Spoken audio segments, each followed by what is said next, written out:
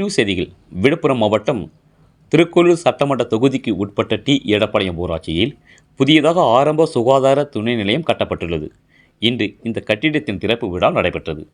இதில் விழுப்புரம் மாவட்ட ஆட்சியர் அப்துல் ரகுமான் தலைமையில் நடைபெற்ற விழாவில் திருக்கோளூர் தொகுதியின் சட்டமன்ற உறுப்பினரும் முன்னாள் அமைச்சர் கலந்து கொண்டு துணை ஆரம்ப சுகாதார நிலையத்தை திறந்து வைத்தார். அப்போது பேசிய முன்னாள் அமைச்சர் பொன்முடி, கிராமப்புற மக்கள் மருத்துவ வசதிகள் பெற வேண்டும் என்ற நோக்கில் இதுபோன்ற புதிய துணை ஆரம்ப சுகாதார நிலையம் திறக்கப்பட்டுள்ளது. அதேபோல் சாலை வசதிகள் செய்து கொடுக்க தமிழக முதல்வர் மு.க. ஸ்டாலின் உத்தரவிட்டுள்ளார் என தெரிவித்தார். முன்னதாக சித்திலிங்கமடம் ஊராட்சியில் 65 லட்சம் மதிப்புள்ள தார் சாலை அமைக்கும் பணியை முன்னாள் அமைச்சர் பொன்முடி தொடங்கி வைத்தார். இந்த நிகழ்ச்சியில் மாவட்ட ஊராட்சி குழு பெருந்தலைவர் ஜெயச்சந்திரன், மாவட்ட ஊராட்சி குழு உறுப்பினர் விஸ்வநாதன் உள்ளிட்ட பலர் கலந்து கொண்டனர்.